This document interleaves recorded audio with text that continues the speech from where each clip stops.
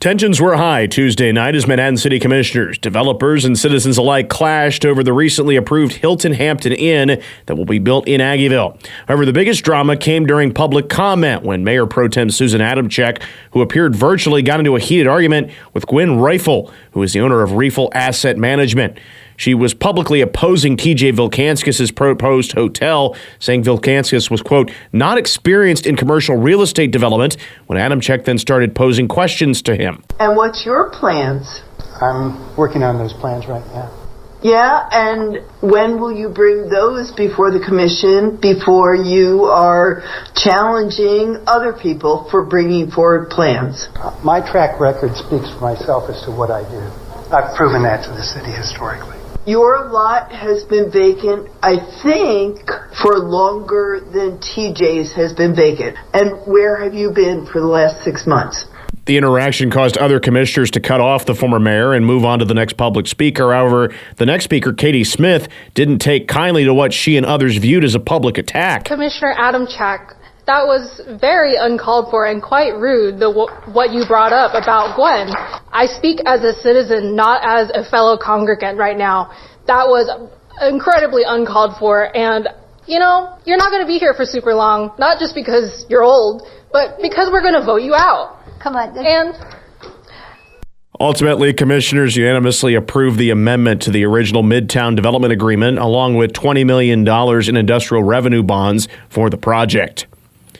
Discussions were held at Tuesday's Riley County Law Board meeting over preparations over the 2026 budget and the department's 2025 crime reduction plan.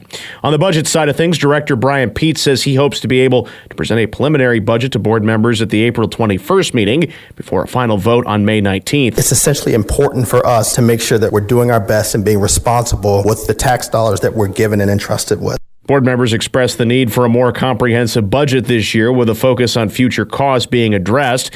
When it comes to the crime reduction plan, Pete says there was a major focus on fentanyl, domestic violence, and human trafficking. We want to increase proactivity, visibility, and especially community involvement and partnership while reducing operational costs. And this is something we know we can do. The reduction of costs and the reallocation of internal funding is a department priority. We're going to be looking internally at current systems, technologies. What can we buy? What can we do? What can we change? Realize cost savings and then reinvest those cost savings back into our budgetary priorities are completion of the salary survey and then maintaining cost of living adjustments. Violent crime is down 11% in Riley County, according to Pete. He says this plan will look to continue to bring that number down further. More on the day's headlines can be found at our website, newsradiokman.com and themercury.com. Hey, I'm Ryan Reynolds. Recently, I asked Mint Mobile's legal team if big wireless companies are allowed to raise prices due to inflation. They said yes. And then when I asked if raising prices technically violates those onerous two-year contracts, they said, what the f*** are you talking about, you insane Hollywood ass f- So to recap, we're cutting the price of Mint Unlimited from $30 a month to just $15 a month. Give it a try at mintmobile.com/switch. $45 upfront payment equivalent to $15 per month. New customers on first 3-month plan only. Taxes and fees extra. Speed slower above 40 gigabytes. See details. Good morning. I'm Troy Coverdale with your sports headlines as K-Man's Morning News continues. K-State forward Ayoka Lee will be sidelined indefinitely after an X-ray and MRI revealed the All-American fractured a bone in her foot in the second quarter of the Cats' win over Arizona State on Sunday.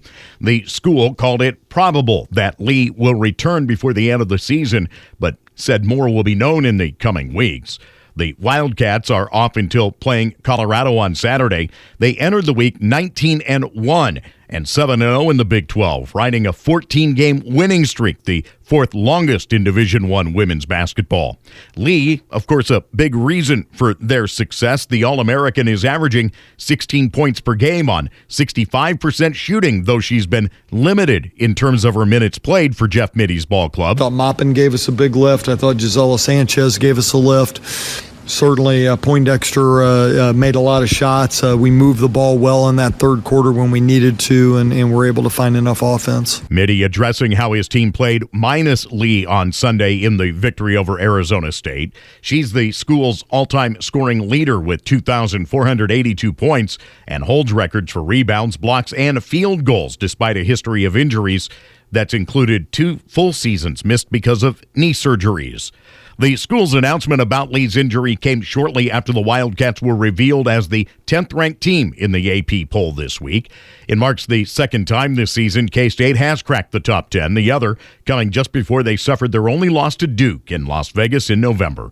The Cats, though, do sit one spot behind TCU as both remain unbeaten in Big 12 action and have just one loss each on the year.